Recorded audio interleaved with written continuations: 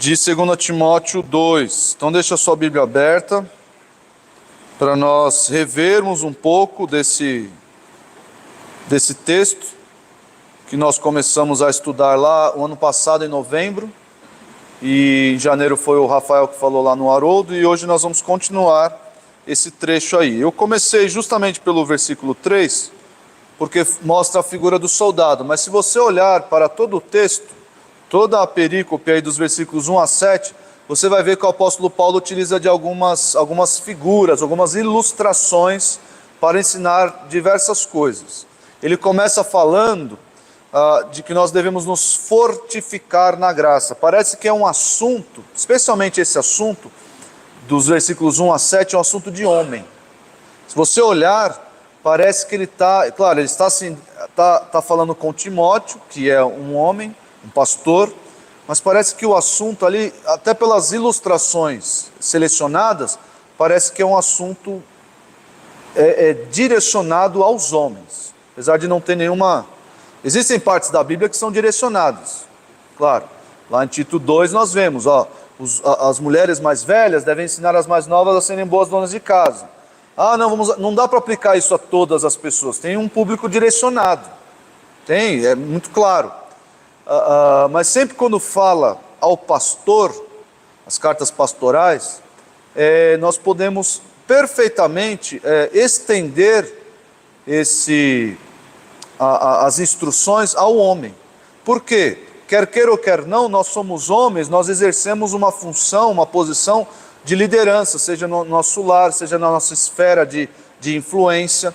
Nós temos responsabilidades nesse campo da liderança. Então é importante para os mais novos aprenderem, e um dia serão líderes do lar. Nós que já somos pais de família, maridos, nessa liderança é importante nós aplicarmos ao que é devido ao pastor para as nossas vidas. E parece que, por causa dessas ilustrações, parece que é algo direcionado ao homem. Se você olhar nos versículos 1 e 2, no versículo 1 ele fala de força. Fala de fortifica-te na graça. Força sempre atrelado ao homem. O homem tem que ser forte, não é? O homem tem que ser forte. E não necessariamente no seu físico, mas em seu caráter, em seu modo como gerenciar a vida, na sua disciplina. O homem tem que ser forte. E força é sempre um atributo próprio do homem. Porque ali, apesar de essas coisas serem do seu caráter, o homem ele é construído com mais força do que a mulher. Se bem que hoje as coisas estão meio invertidas, né? Então, uns caras, parecem uns palitos, você vê o vento sopra, o cara cai. E umas mulheronas assim, grandonas, assim. Tá meio... Mas aqui na igreja não pode ser assim, não. O homem tem que ser forte. Tem que ser forte no seu caráter, nas suas palavras, no seu modo de pensar, e também no seu físico. Mas você vê no versículo 2 que o pastor Timóteo tinha que ensinar aquilo que ele recebeu para os outros. Então ele tem que exercer a função de professor. E nós vamos eventualmente falar sobre isso. Eu comecei pelo versículo 3 porque eu tinha um propósito em mente lá, quando nós falamos lá no Marcão, lá na casa do Marcos. Mas hoje, vamos continuar falando do soldado, mas eventualmente nós vamos passar pelas outras ilustrações. E no versículo 2 nós temos a ilustração, a figura de um professor. Nós, especialmente os mais velhos aqui, tem uma responsabilidade de deixar um legado. Tem essa responsabilidade. Que legado é esse? Aquilo que nós aprendemos da palavra de Deus. Nós temos que ensinar. Então você deve ser um professor, não só para os seus filhos, mas aqui na igreja você deve desenvolver essa função, a função de professor, passar para os mais novos aquilo que você aprendeu da palavra de Deus. E eu lembro que quando eu era bem jovenzinho, nós fazíamos, até com certa frequência, reuniões entre o Remar e o Darash, e os mais jovens. Meus irmãos, eram reuniões espetaculares, pelo menos para mim eram espetaculares, coisas que eu aprendi, que ficaram na minha mente até hoje. Quer ver um exemplo?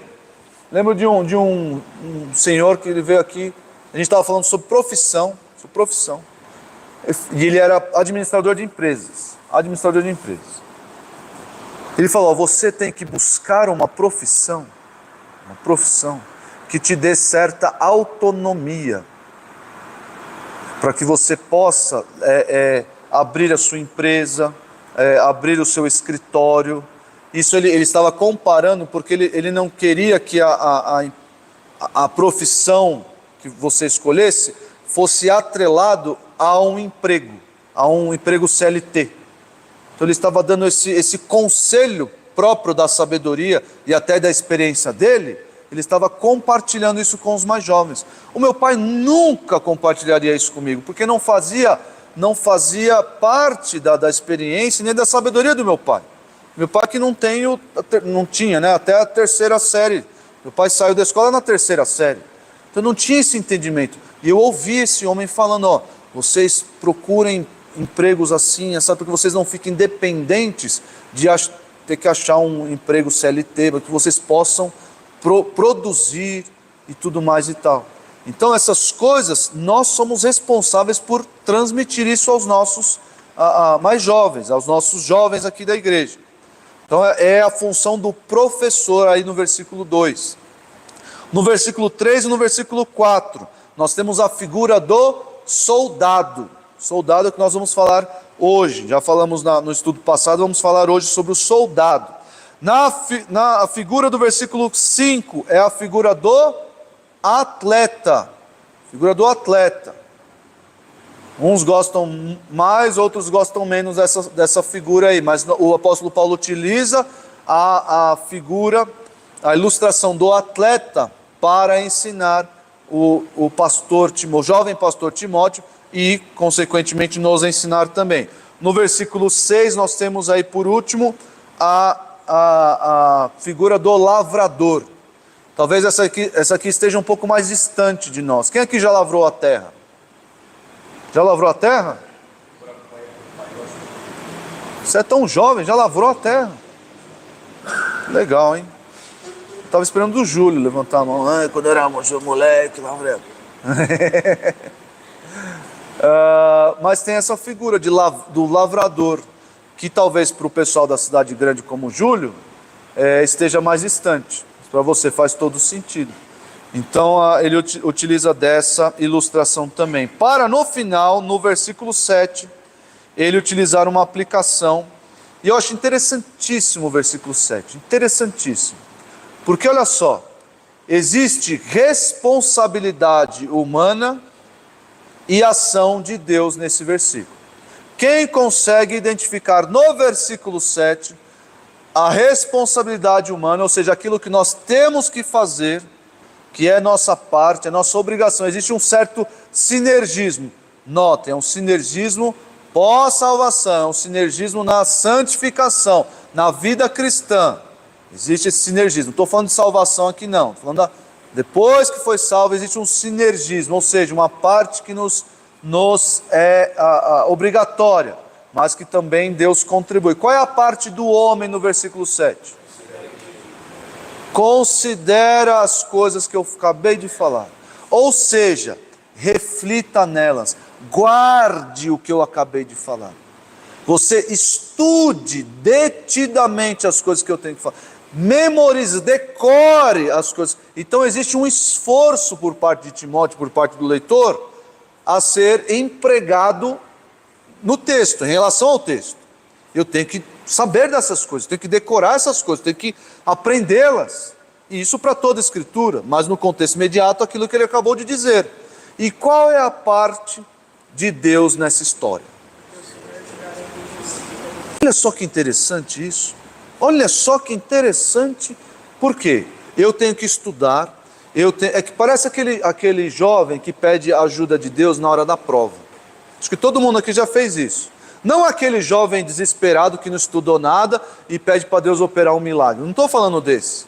Estou falando daquele que estudou, que está seguro com relação à matéria, foi lá, gastou horas, noites em claro, e está diante de uma prova. E ele pega e para e faz uma oração: Senhor, me ajuda. me ajuda. Gente, olhe a beleza desse sinergismo entre nós e Deus. É eu reconhecendo. Eu poderia muito bem falar, eu vou tirar essa prova. Eu estudei demais essa matéria. Tá tranquilo, essa matéria é fácil para mim, eu tenho facilidade. Poderia muito bem fazer isso. Mas na vida cristã não é assim. Eu me coloco humildemente diante do Senhor. Fala, Senhor, me ajuda nessa prova. Me dê capacidade de lembrar tudo o que eu estudei. É a mesma coisa aqui. Senhor, o Senhor vai me dar o entendimento. Talvez uma leve lembrança do trabalho de iluminação do Espírito Santo, que segundo 1 Coríntios 2, nos faz compreender a mente do Senhor. Mas eu vou compreender a mente do Senhor sem fazer nada? Se eu ficar aqui, o Senhor vai me dar compreensão de alguma coisa? Não, eu tenho que considerar essas palavras, eu tenho que estudá-las, eu tenho que memorizá-las, eu tenho que estar em contato com elas diariamente, tem que ter esse esforço de minha parte. E então o Senhor graciosamente nos dará o quê? O entendimento. Essa é a sinergia na vida cristã, essa é a nossa humilhação diante do Senhor. Senhor, eu me esforcei, eu me dediquei, mas eu preciso de Ti. Por que eu estou dizendo essas coisas? Porque é próprio do homem aquele senso de autossuficiência, aquele controle, aquele desejo por controle a todo tempo.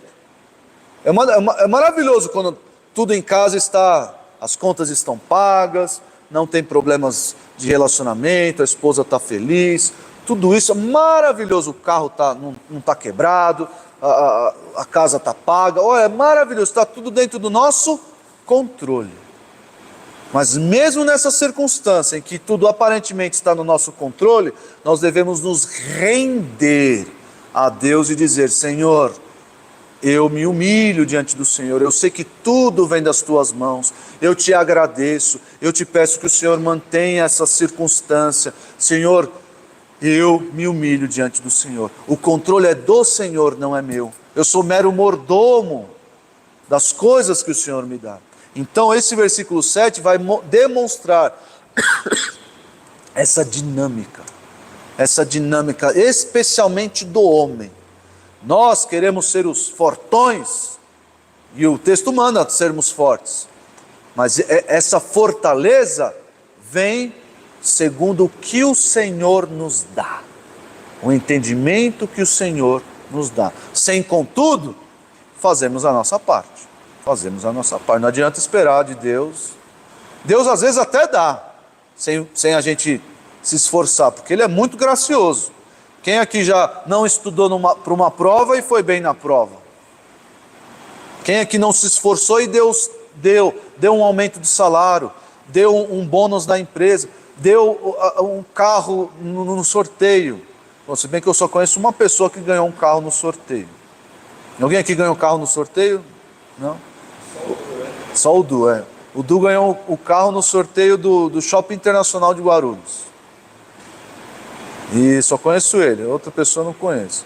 Mas Deus dá essas coisas, Ele é benevolente, Ele é generoso. Mas, na sinergia da vida cristã, nós temos nossas responsabilidades. Tendo dito isso, nós vamos falar sobre essas responsabilidades.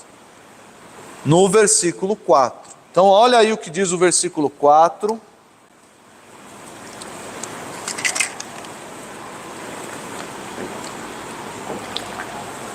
Aliás, recapitulando, o versículo 3 vai falar de um assunto que não é muito agradável aos ouvidos modernos. O versículo 3 fala para nós participarmos do quê? Sofrimentos, aflições. Que história é essa de participar de sofrimentos? Enquanto estão aí os pastores, os coaches, todo mundo pregando que a nossa vida tem que ser abundante, próspera, Deus quer a nossa felicidade. O apóstolo Paulo veio com esse papo de participarmos de sofrimento. E em outra parte ele diz que nós, dessa forma, nós completamos o sofrimento de Cristo. Que história é essa? Recapitulando, essa é a nossa parte. Diga.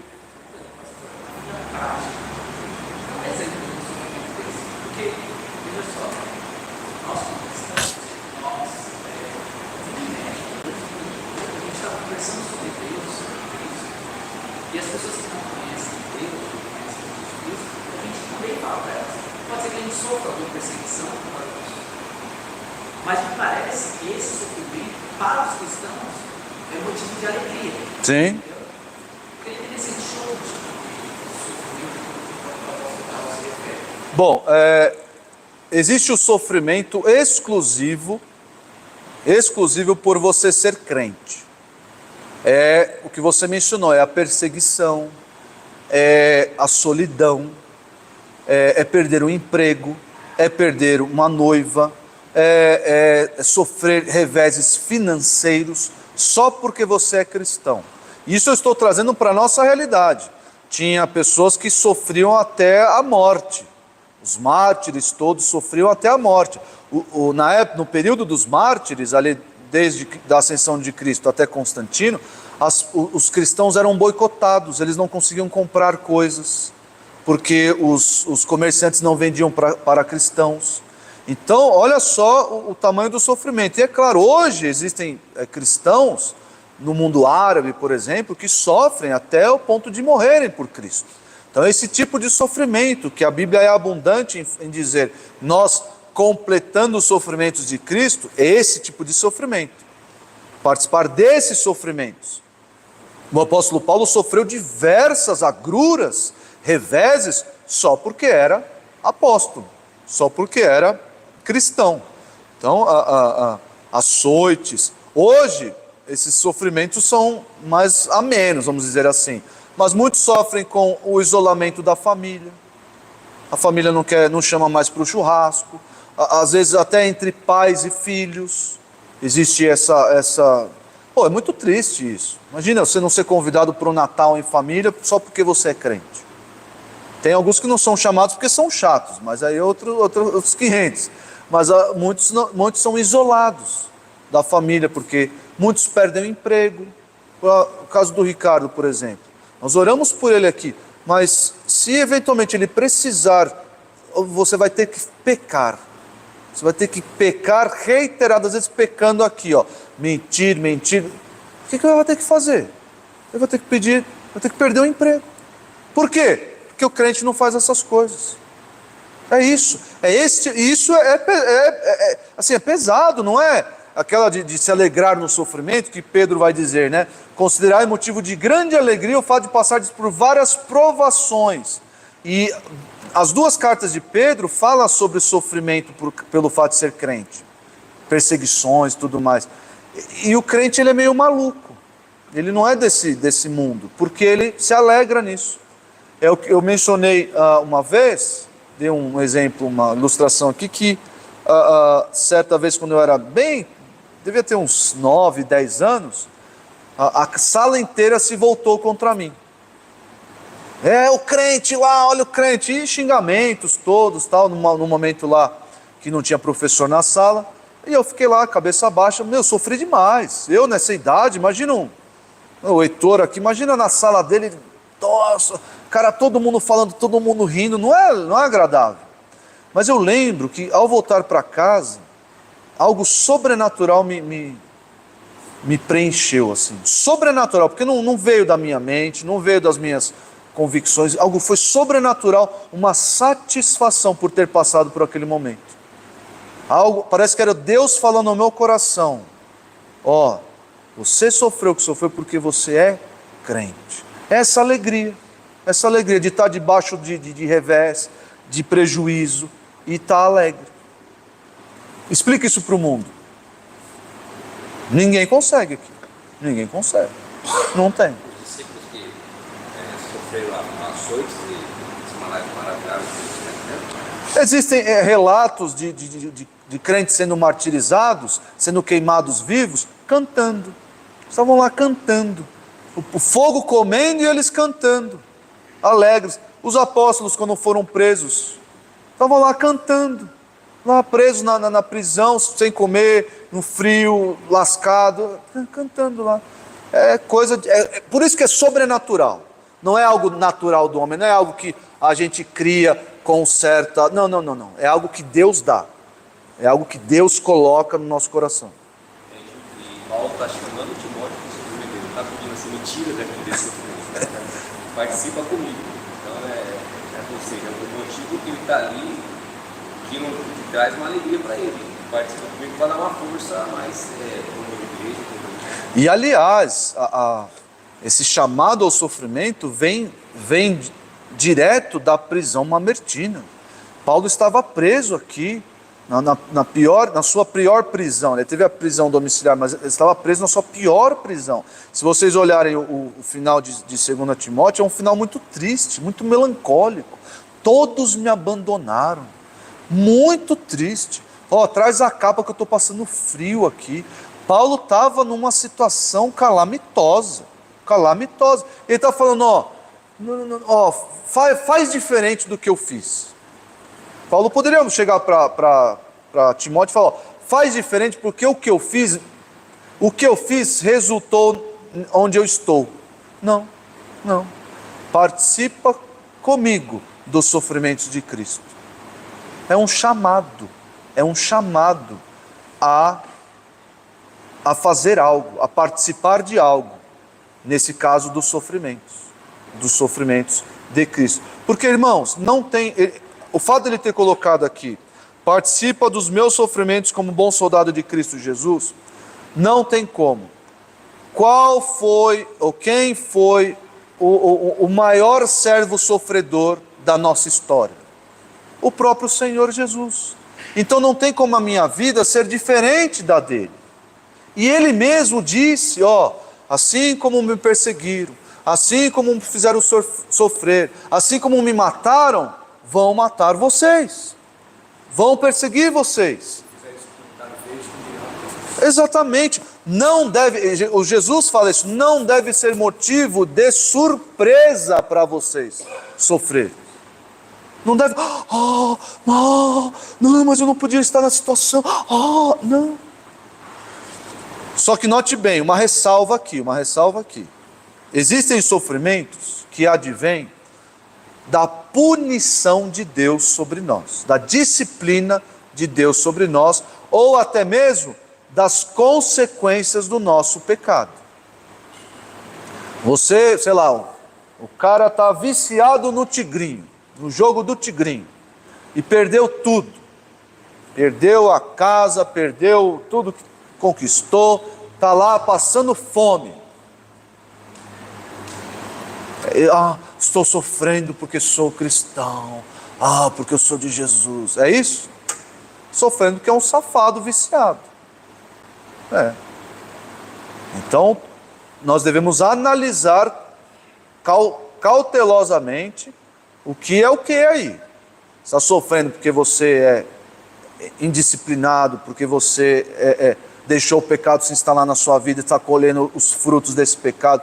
Aí é outra história. Isso não é sofrimento de Cristo Jesus. Está sofrendo como bom soldado de Cristo? Não está, não. Sofrendo porque é safado e está colhendo o que plantou. Só isso. Mas aquele crente que é um bom soldado de Cristo, ele está numa situação de guerra. Ele está numa circunstância... Ninguém aqui serviu em situação de guerra, né? Alguém aqui serviu o exército? Não, né? É bom se tivesse um militar aqui, porque eu gosto de ouvir as histórias dos militares. Mas você foi lá, porque tem aquelas, eu não sei nem o nome, eles vão lá para o meio do mato. O Luciano me contou isso, eles vão para o meio do mato, tem que ficar 5 dias lá sobrevivendo. Isso é um pouquinho parecido do que alguém eventualmente sofra na guerra. A gente vê os filmes de guerra e acha que algumas coisas parecem bem coordenadas, né? Mas, gente, não queiram saber o que é de fato uma guerra. Leiam livros sobre guerras. É gente comendo gente. Porque senão vai morrer. É você vendo o cara apodrecendo do seu lado. Seu companheiro de guerra, seu amigo apodrecendo do seu lado. Você não tem de onde tirar, não tem como levar. Isso é guerra. E ele traz essa ilustração do bom soldado de Cristo, passando o quê? Sofrimentos. Estando em meio a sofrimentos. Mas não é esse texto que eu quero pregar. Não é o versículo 3 que eu quero pregar, é o versículo 4. Versículo 4, porque o versículo 3 nós já falamos lá no remar passado. O versículo 4 vai dizer o seguinte: nenhum soldado em serviço. Nenhum soldado em serviço. Nós temos aqui, primeiro, uma convocação. Nós temos uma convocação do nosso capitão, do nosso general, aquele que nos arregimentou, que o texto vai dizer. Nós temos uma convocação. Que convocação é essa?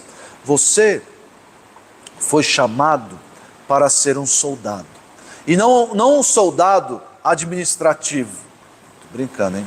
O pessoal que vai assistir depois vai falar que o pessoal que trabalha no administrativo não é soldado.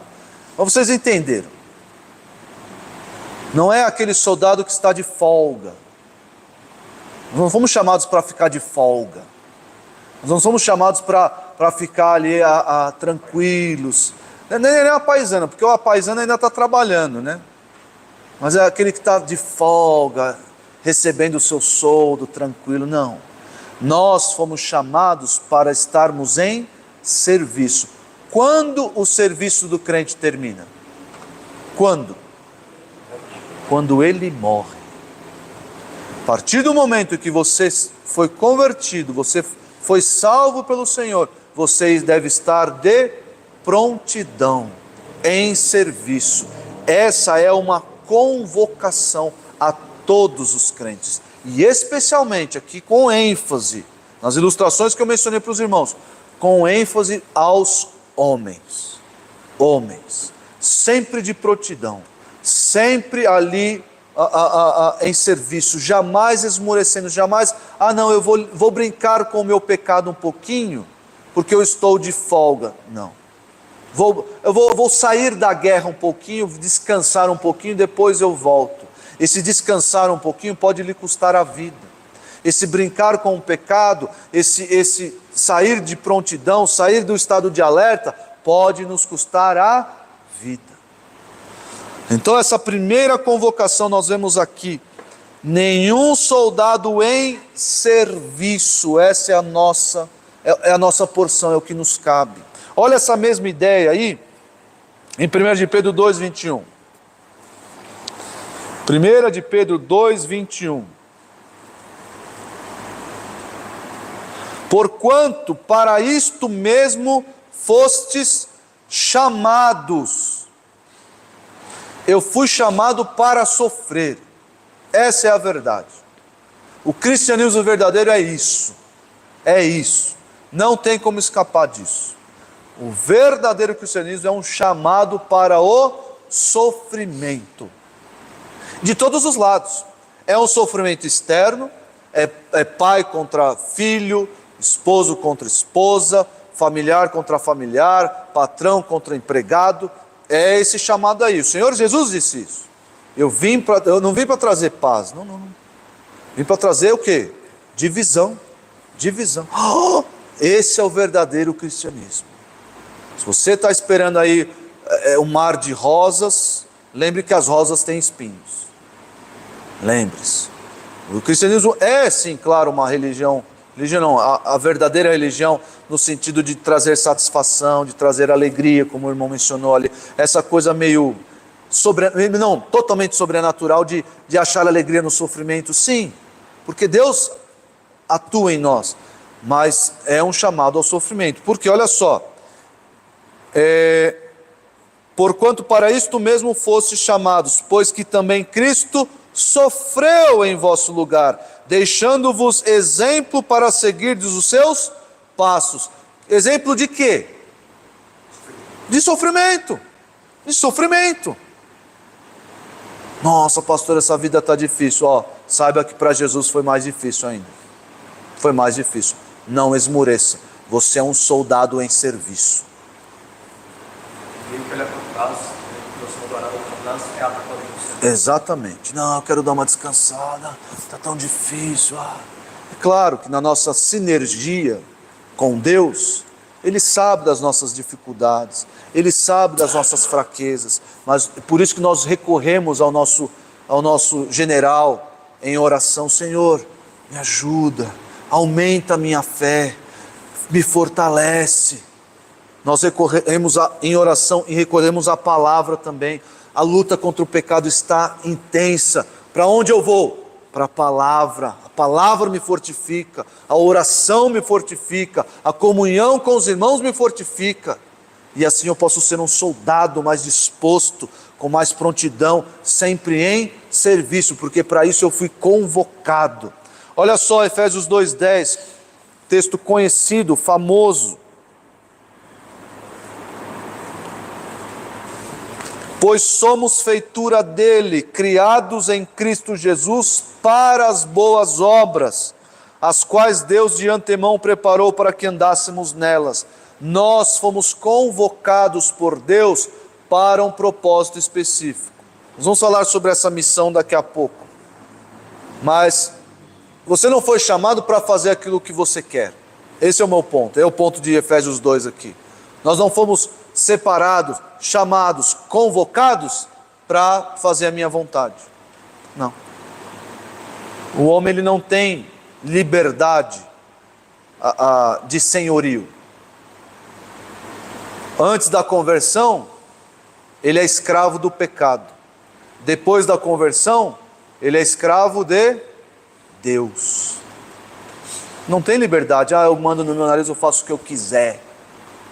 Quando ele diz isso na condição de incrédulo, ele está se enganando. Por quê? Porque ele está servindo apenas ao pecado, está sendo escravo do pecado, achando que é livre para fazer o que der na telha. Não, está fazendo o que a sua inclinação pecaminosa o escraviza a fazer. Mas quando nós mudamos de senhorio, agora nós somos escravos do pecado, nós somos livres em Cristo. Mas livres em que sentido? Para fazer o que Ele manda, para fazer o serviço para o qual Ele nos designou. E aqui o Efésios fala sobre isso. 1 Coríntios 4. Olha só quem é você. Quem é você, soldado de Cristo, bom soldado de Cristo. Olha como você é chamado aqui. Olha a sua responsabilidade. 1 Coríntios 4, 1. Assim, pois, importa que os homens nos considerem como ministros de Cristo e despenseiros dos mistérios de Deus. Ora, além disso, o que se requer dos despenseiros é que cada um deles seja encontrado fiel. Imagine você terminar a sua carreira aqui e ser encontrado pelo seu mestre, pelo seu general, pelo seu comandante, como infiel. Imagina você chegar no céu, ele olhar para você e falar: entra antes que eu mude de ideia. Ou você chegar no céu e ele dizer para você: servo bom e fiel, entre para o gozo do teu Senhor, entre e desfrute. Isso já é galardão suficiente.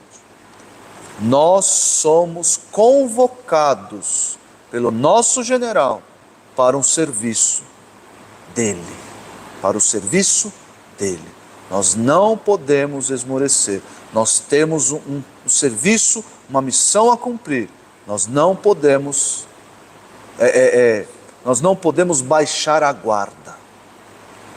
Não sei se você já passou ali no CPOR, aqui na Alfredo Pujol. Sempre que eu passava ali quando era criança, eu olhava aquelas guaritas. Tem umas guaritas ali nas esquinas, né? Nas esquinas tem as guaritas ali. E eu ficava procurando o soldado ali dentro. Eu era criança, não conseguia enxergar, né? E por que eu ficava procurando o soldado ali dentro? Porque precisa de um soldado ali, não precisa? E o soldado, ele pode ir no banheiro? Pode deixar ali sem ninguém? Pode deixar ali A nossa vida espiritual é que nem um quartel. É que nem o CPOR. Ah, não, agora eu vou, nessa área aqui, eu vou deixar sem guardas. Eu vou deixar sem o rapaz na guarita aqui. Não.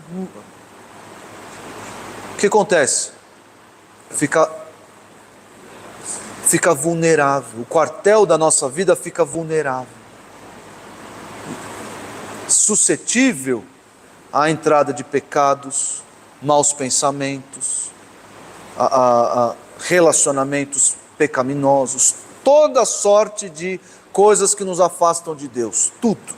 Tudo, condutas, circunstâncias, se eu não colocar alguém na guarita. Se eu não colocar a palavra de Deus na minha mente, guardá-la no meu coração para não pecar contra o Senhor. Se eu não ter uma disciplina em meu viver, de oração, de serviço, de santidade, tudo isso. Se eu não tiver isso, o que vai acontecer? O inimigo toma o quartel da minha vida. Segundo, primeiro nós temos aqui uma convocação. Segundo, nós temos agora uma designação. Designação, não no sentido de definição, mas uma designação de função, de posição. Nos foi designado isso. Nosso capitão veio e nos designou. Para quê? Para quê? Qual foi essa designação? Onde está isso no texto? Para que não nos envolvamos com os negócios desta vida. Você agora vai ficar aqui nessa guarita. O que você não pode fazer nessa guarita? Se distrair.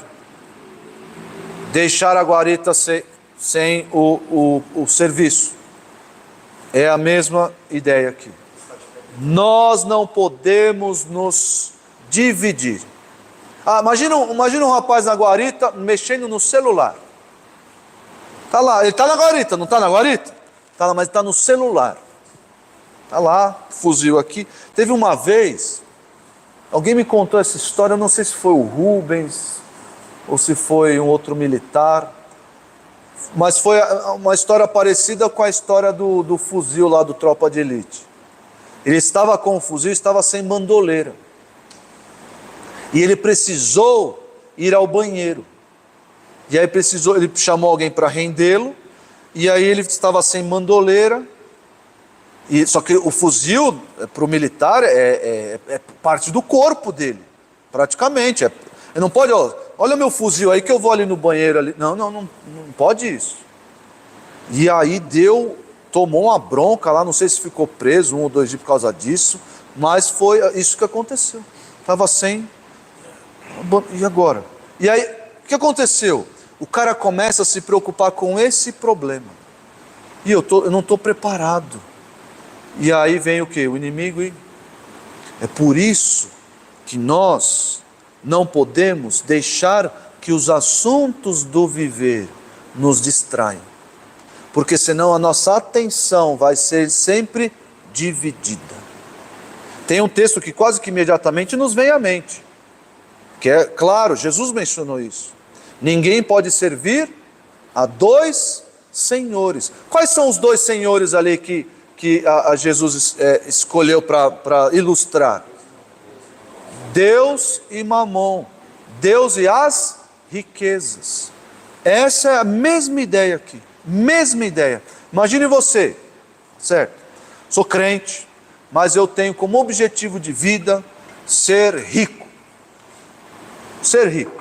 Quero ser rico e eu vou fazer de tudo para ser rico. É pecado querer ser rico?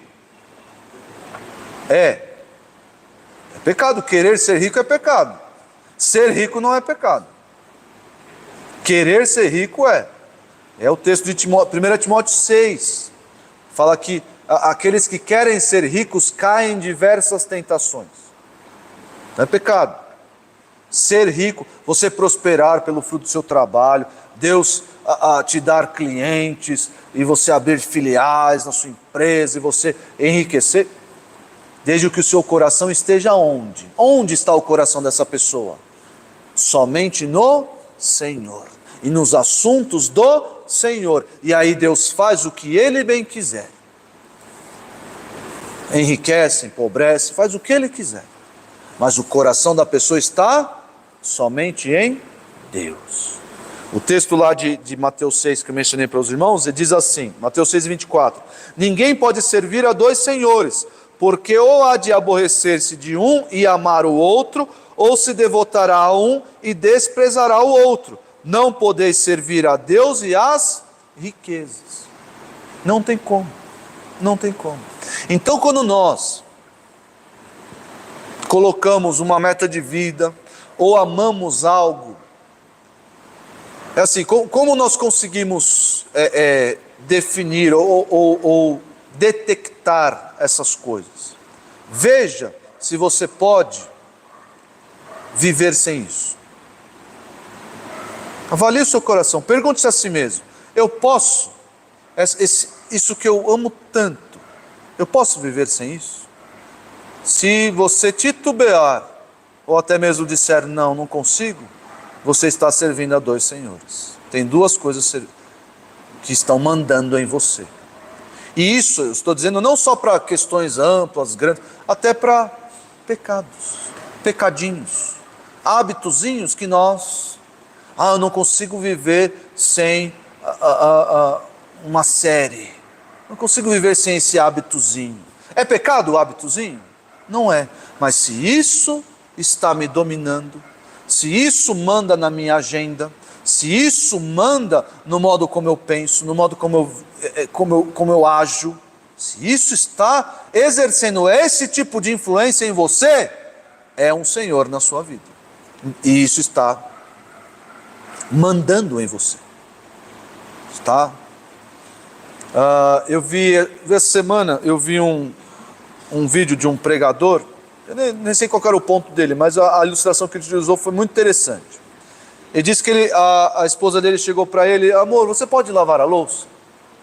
E ele perguntou assim para ela: essa é uma questão que vai pesar para um divórcio? Ela: não, que tipo de pergunta é essa? Claro que não. Então não quero lavar a louça. Tá bom. Amor, você pode recolher a roupa que está estendida no varal? Plim. Essa é uma questão que vai resultar em divórcio? Vai influenciar para um divórcio? Não, nada a ver. Então não vou fazer. Reiteradas vezes. Vocês acham que esse casamento vai durar muito tempo? O problema é que às vezes nós fazemos a mesma coisa com Deus. Senhor, especialmente nós que acreditamos, e a Bíblia ensina isso, acerca da segurança de salvação. Senhor, essa é uma questão, esse mandamento é uma questão de salvação? Eu vou perder a salvação por causa disso? Não, claro que não. Então eu não vou fazer, ou eu vou ter esse pecado na minha vida. Será que esse pecado ele vai... Não, eu vou alimentá-lo na minha vida. É claro que se uma pessoa pensa assim, segundo o apóstolo João, ele nunca foi crente, nunca teve uma mente transformada. Mas o problema é que às vezes nós fazemos isso. Nós que somos crentes, fazemos isso de vez em quando. Esse pecado aqui, essa pornografia aqui que eu vou ver, não, isso não tem problema. Esse jeito de tratar a minha esposa com aspereza uma vez ou outra, não tem problema. E essas coisas vão se infiltrando no quartel da nossa vida, no quartel da nossa mente, se normalizando ali dentro. Porque, afinal de contas, não são questões que vão nos fazer perder a salvação. E a gente vai deixando isso habitar lá dentro. Muito interessante essa ilustração, que traz a luz aqui para nós. Por quê? Porque a partir do momento que estamos divididos, eu não consigo viver sem Deus, mas também não consigo viver sem 3 pontinhos. Se tiver algo aqui, você está servindo a dois senhores. Olha só, 1 Reis 18. 1 Reis 18, versículo 21. Então Elias se chegou a todo o povo e disse: Até quando cocheareis entre dois pensamentos? Se o Senhor é Deus, seguiu. Se é Baal, seguiu. Porém o povo nada lhe respondeu. Elias está ilustrando o que é uma mente dividida, o que é uma vida dividida, um povo dividido. E o povo não teve coragem de definir-se naquele momento, até que Elias mostrou quem era Deus realmente, que Baal não era um Deus falso, algo que não existia. Olha só Tiago 4,4. Aqueles que se envolvem em negócios dessa vida, aqueles que têm a mente dividida, são chamados por Deus, em Tiago 4,4, de adúlteros. Não compreendeis que a amizade do mundo é inimiga de Deus? Aquele, pois, que quiser ser amigo do mundo, constitui-se inimigo de Deus. Algumas traduções trazem a palavra infiéis, mas a palavra correta é adúlteros. E no Antigo Testamento, especialmente em Isaías e Jeremias, a figura da infidelidade matrimonial, conjugal, é sempre atribuída, é sempre utilizada com relação a Israel, mostrando que a infidelidade de Israel em não adorar a Deus e adorar falsos deuses, esquecer do Senhor, é como uma infidelidade conjugal. E por fim, nós vemos aqui no versículo 4, né? Nenhum soldado em serviço, é uma convocação, nós estamos em serviço. Nós vemos aqui uma designação, nós não podemos nos envolver com questões dessa vida, não podemos ter a mente dividida. E por fim, nós temos aqui uma missão. Qual é a nossa missão nesta vida, como bons soldados de Cristo? O texto vai dizer: satisfazer aquele que nos arregimentou. Este é o seu propósito. O pessoal fala muito hoje em dia nas pregações, coach aí, né? Estou vivendo o propósito de Deus para a minha vida. Tudo agora é propósito. Tá bom, você quer um propósito? Olha aqui um propósito. Satisfazer aquele que o arregimentou. Mesmo em meio ao sofrimento, mesmo nas piores circunstâncias, sofrendo reveses, nós estamos satisfazendo aquele que nos arregimentou. São os meus interesses? Não. São os interesses dele. É claro que com o tempo, com a transformação da nossa mente, que é mencionada lá em Romanos 12, com a transformação da nossa mente, nós podemos provar o quê? Olha só que interessante esse versículo, tão conhecido. Nós transformando a nossa mente. Opa, eu sou soldado. O soldado tem que fazer coisas que ele não concorda? Muitas vezes. O soldado tem que fazer coisas que ele não entende? Muitas vezes. Eu não entendo isso daí, não concordo, às vezes até discordo veementemente. Ele tem a opção de não fazer? Não. Mas olha só, à medida que Deus vai trabalhando em nós, à medida que a nossa mente é transformada, o que acontece no final do versículo? Nós experimentamos, Romanos 12:2, se você estiver se perguntando, nós experimentamos a boa, perfeita e agradável vontade de Deus. Ou seja, a vontade dele, que é boa, perfeita e agradável, acaba sendo a minha. Se torna a minha vontade. E é aquela alegria lá que o Jonatas mencionou. Como é que o crente se alegra no sofrimento? Por quê? Porque Deus me chamou para isso. Porque eu estou aqui para satisfazê-lo. Então a minha cabeça ela muda de tal forma que eu vejo alegria no sofrimento. Isso não é natural do ser humano, ver alegria no sofrimento. Não é. Mas na medida que o sobrenatural vai trabalhando em mim, na minha mente, no meu coração, eu vou achando alegria no sofrimento. Olha só Gálatas 1:10. Gálatas 1:10.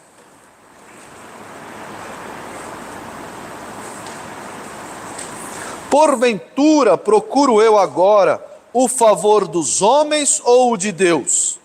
Ou procuro agradar a homens? Se agradasse ainda a homens, não seria servo de Cristo.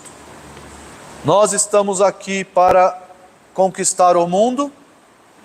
Conquistar os homens,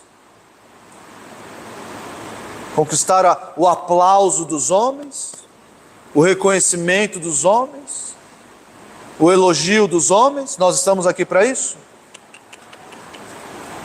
Não. Nós estamos aqui para satisfazer aquele que nos arregimentou. Só. 1 Tessalonicenses 2. Na verdade, vira em Gálatas aí. Vira em Gálatas 2. Gálatas 2. Vire a página aí, você que está em Gálatas. Depois eu leio 1 Tessalonicenses. Gálatas 2:19. Olha aqui o que eu mencionei da mudança de senhorio. Porque eu, mediante a própria lei, morri para a lei, a fim de viver para Deus. Gálatas 2:19. Estou crucificado com Cristo, logo, já não sou eu quem vive, mas Cristo vive em mim. E esse viver que agora tenho na carne, vivo pela fé no Filho de Deus, que me amou e a si mesmo se entregou por mim. Um dos versículos mais bonitos do Novo Testamento. Talvez um dos mais esquecidos também. Eu não estou aqui para buscar os meus interesses. Não estou aqui para viver a minha vida no conforto do meu sofá. Não. Estou aqui para encontrar alegria, satisfação plena em fazer, em obedecer às ordens do meu Senhor. E a vida do crente, ela é dura. Porque é conflito de fora para dentro e é conflito de dentro para fora. É carregar, é tomar a cruz diariamente e seguir Jesus. É lutar contra aquilo que a gente não quer fazer e faz. E aquilo que a gente quer fazer e não faz. É essa briga entre o espiritual e o carnal. É uma briga intensa, diária, dentro de nós. E vem os problemas de fora, intensos, difíceis. Por isso que é sobrenatural. Porque se fosse para alguém ser convencido pela razão de, vem ser crente, vem ser cristão. Como é que é? Me fala aí, me dá uma experiência do que é ser crente de verdade. Você vai sofrer. Vai sofrer. E convencer alguém de que existe algo bom nisso. Só Deus para nos transformar a mente e nós. É claro, irmãos, claro. Isso tudo aqui é passageiro. Nós sofremos alguns anos. Para quê? Para que um dia nós participantes dos sofrimentos de Cristo, um dia nós também participaremos do quê? Da glória do Senhor.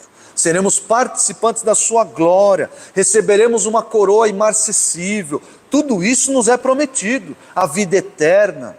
Vale a pena sofrer um pouco para receber isso no futuro? Eu acho que, pela lógica, vale. Claro que nós não somos salvos pela lógica. Nós somos salvos pela fé. E essa fé nós temos no Senhor.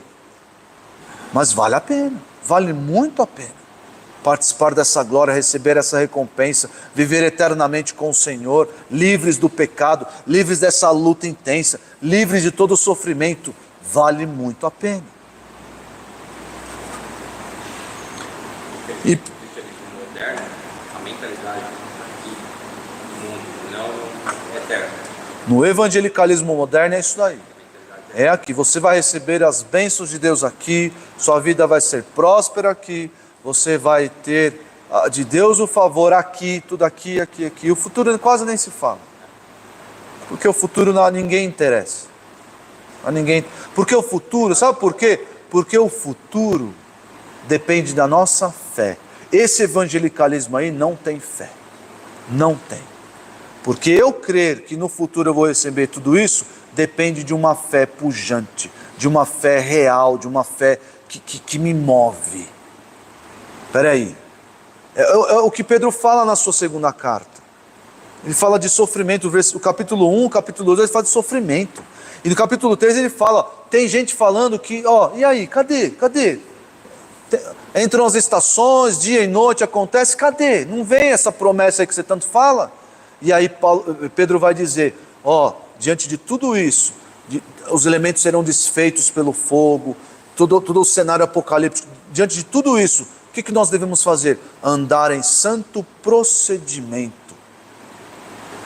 Por quê? Porque precisa de fé para acreditar nessas coisas que vão acontecer no futuro e ainda assim andar debaixo do sofrimento, perseguição e em santo procedimento. Esse povo não tem fé. Esse povo não tem fé. Esse povo serve a Mamon. Serve a Mamon. Olha só, 1 Tessalonicenses 2. Estamos encerrando aqui. 1 Tessalonicenses 2, 1. Porque vós, irmãos, sabeis pessoalmente que a nossa estada entre vós não se tornou infrutífera, mas, apesar de maltratados e ultrajados em Filipos, como é do vosso conhecimento, tivemos ousada confiança em nosso Deus, para anunciar o Evangelho de Deus em meio a muita luta. Olha só o que o soldado faz. Tem uma missão. Agrade aquele que o arregimentou. Pregue o Evangelho. Ah, não, está muito difícil. Ah, não vou não. Não, é muito... Não, isso aí... Não. Opa! Olha só o exemplo do apóstolo Paulo aqui. Em meio a muita luta, anunciar o Evangelho de Deus. Versículo 3. Pois a nossa exortação não procede de engano, nem de impureza, nem se baseia em dolo. Pelo contrário, visto que fomos testados e aprovados por Deus, a ponto de nos confiar Ele o Evangelho. Assim falamos, não para que agrademos a homens, e sim a Deus, que prova o nosso coração. A verdade é que nunca usamos de linguagem de bajulação, como sabeis, nem de intuitos gananciosos. Deus disso é testemunha. Também jamais andamos buscando a glória de homens, nem de vós, nem de outros. Esse aqui é o verdadeiro, o perfeito soldado de Deus. Nós nos revestimos, a nossa farda, aquilo que nós mostramos para o mundo, é o Evangelho de Deus, o Evangelho de Jesus Cristo. Essa é a farda que você veste. Este é o brasão que você veste, que você carrega. Esta é a flâmula que você empunha como bom soldado de Cristo. E caso você esteja aí dividido entre dois senhores, você estará desgraçando a farda que você veste. Você estará desgraçando o Evangelho de Deus. Por quê? Porque o mundo vai ver você. Olha lá o crente. Vamos observar o crente. Como é que ele procede? Ah, e aquele crente lá, ele é mó boca suja. Está desgraçando a missão, desgraçando a posição, a função em que ele foi colocado. Olha lá o crente lá. Não, cuidado com aquele crente ali. Aquele crente ali, ele é encrenqueiro. Servindo a dois senhores. Mas nós que fomos convocados, nós que tivemos uma designação, fomos colocados em uma posição, e nós que temos uma missão, devemos andar como bons soldados de Cristo, obedecendo, satisfazendo o nosso Senhor, e não se envolvendo com as questões dessa vida. Sempre em serviço, sempre em prontidão, porque o mundo está nos observando. Somos, como Paulo diz aqui, a nós foi confiado o quê? O Evangelho de Deus. Você foi confiado, não, mas eu não sou evangelista. O Evangelho é a armadura que você veste, é a farda que você veste. Não dá para se desvencilhar. Não, vou tirar um pouco aqui, vou brincar de incrédulo, vou vestir uma farda de incrédulo. Não dá. Se você é crente, farda. E essa farda tem que estar alinhada para mostrar ao mundo que você é do Evangelho de Deus. Bom soldado de Cristo. Vamos orar. Senhor, limpa as nossas fardas. Limpa a nossa mente. Limpa, ó Deus, o nosso coração de pecados que porventura estejam manchando o Evangelho do Senhor, do qual somos portadores. Dá-nos um ímpeto maior, uma prontidão maior, um serviço cada vez mais nítido e claro, despojado de si mesmo, desprendido de si mesmo, e com o objetivo de te agradar somente. Ó Senhor, inunda-nos com essa força que vem da Tua Palavra, que vem do Senhor. Trabalha em nós, em nossas fraquezas, tirando o pecado da nossa vida, que nos prende a essas coisas, que nos prende a esse mundo. Dá-nos uma mente cada vez mais devotada às coisas espirituais, às coisas celestes. Obrigado a Deus por Tua Palavra clara, que ela tenha efeito imediato em nossas vidas, em nosso coração, e que ela permaneça ali, para todo sempre. Em nome de Jesus, o nosso mestre, o nosso comandante, nós oramos. Amém.